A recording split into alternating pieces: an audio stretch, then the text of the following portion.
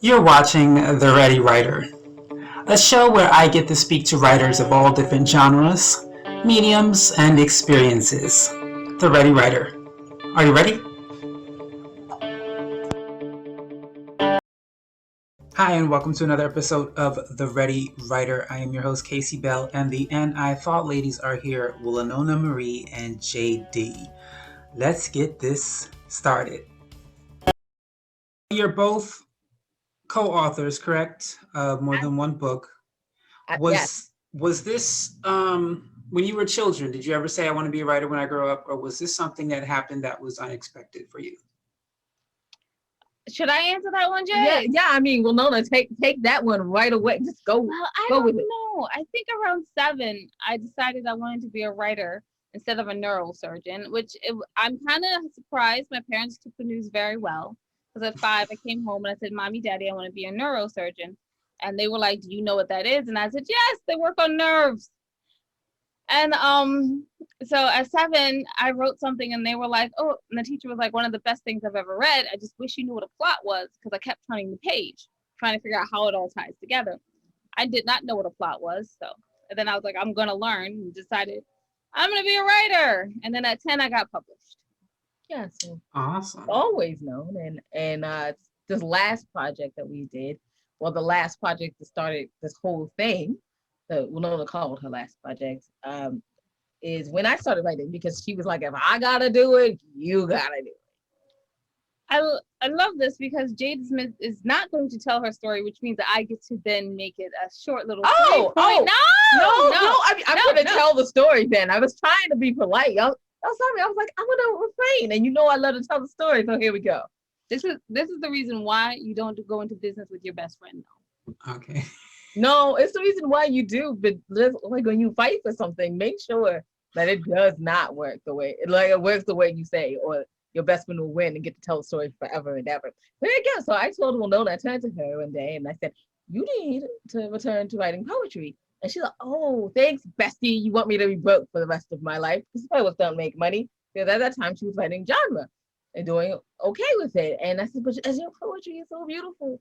And then we wrote it. And then she was like, well, if I gotta write, you gotta write. And I'm like, I don't write. And she was like, yes, you do. You do now. Welcome to the game.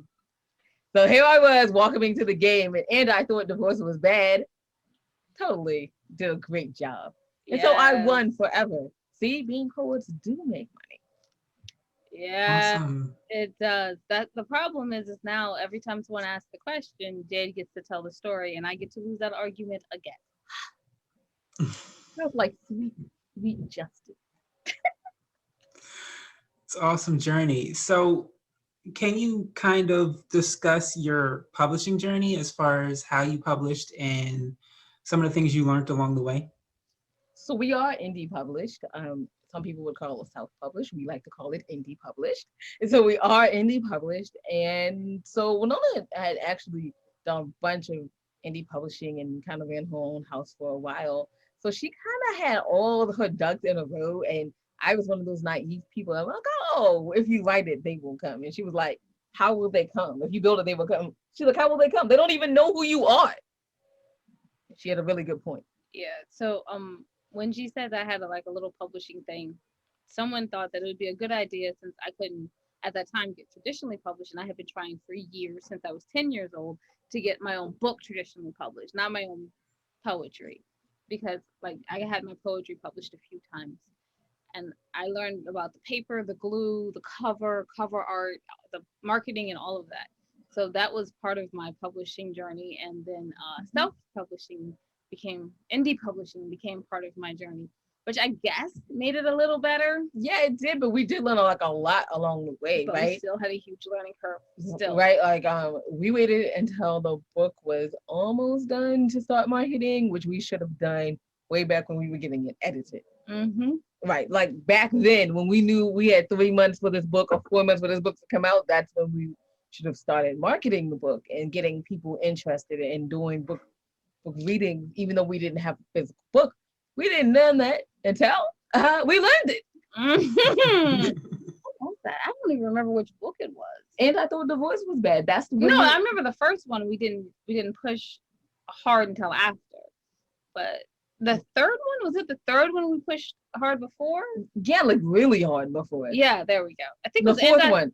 The fourth one, and I thought I did my Yeah, journey alone. We pushed it really hard before it, and that was one of the ones that got on the Amazon charts. Yep. Because of that. Number Awesome. 25 in general fiction. Oh, wow. Amazing. So how many do you have together so far, the books? We have 17. I'm not sure if they're all just us writing because we wrote. She actually has her own writing career, and so when you look on the page, though, right, we just put all of them together because she's part of the journey, right? Even if she had some extra books by herself, Wilnona is part of the journey. Yeah, that's another thing about the publishing thing. When I was 12, I wrote notebooks, and then I would mail them to people, and they would pay me to read them, and then they mail them back. And so eventually, when I did my own house, of course, immediately I published those books because they were going to sell to the people who weren't able to keep it. You're like, oh, you can keep it now. Well, they immediately bought it. But so I had my own 7 books out by then. And then there was the books that I did with them. The lady. Awesome. So talk about the And I Thought series. What exactly is that? And what was the inspiration behind the books? Oh, I get to tell my other great story. The same road trip, y'all. The same road trip in the same conversation. Here it is. So she says, Wilnona says, well, if I was to return to writing poetry, what would I even call the book? And I turned to her and I say, and I thought the voice was bad. Yeah. So the book is named Go Figure. And I thought the voice was bad with other lifelines. Therefore, we now have an entire series of And I Thoughts because she came up with that as a little sarcastic thing, saying I should go back to poetry. So I like the second one. I get to win. I mean, we're called the And I Thought Lady, so it's like a bunch of winning for Jade. So you just came up with that out of the blue? Out of the blue. Okay. Out of the blue. And I mean, literally, because she was being super sarcastic, like, well, what would I even call this, bro? Super sarcastic. And I was like, and I thought the voice was bad. Oh, 5 years of winning. But it's not upsetting because I'm winning with her. So we all win. So yeah. It's we never had that like horrible sarcastic conversation. We would never be where we are now. So y'all, sarcasm helps. Yes. I love that. That's the advice you take away. Sarcasm helps. So with all of your books you do have, are you taking a quick break to market your books, or are you still working on more books in the background? We are. Yeah, we're working on more books. Yes, because every time that we do a new poetry reading, people always say, well, I don't want to buy all your books because it's taken from like all the books. Can you just sell the reading?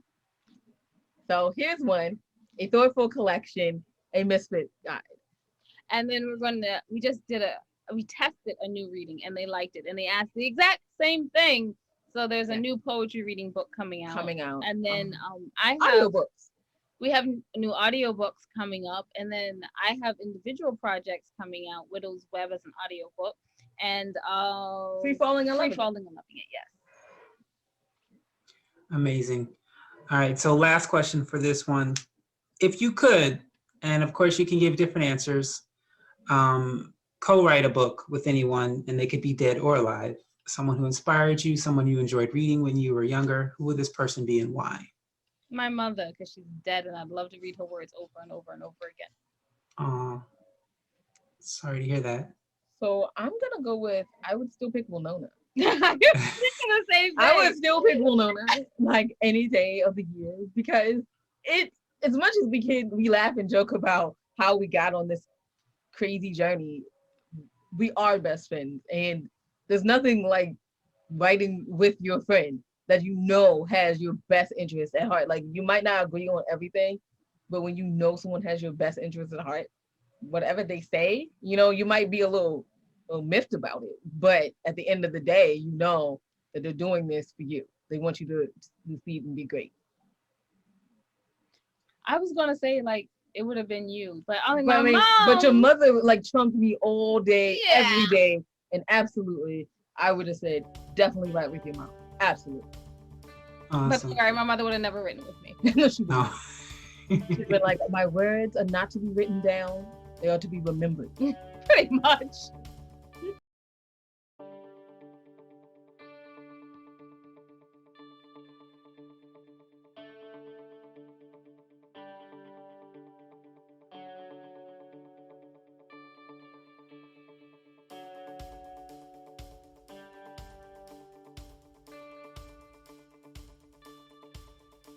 Well, that is all the time I have for you today on The Ready Writer. I want to thank our guest, Wilnona and Jade, for taking the time to share with me. And of course, you, the audience, thank you so much for stopping on by. Have yourself a great day.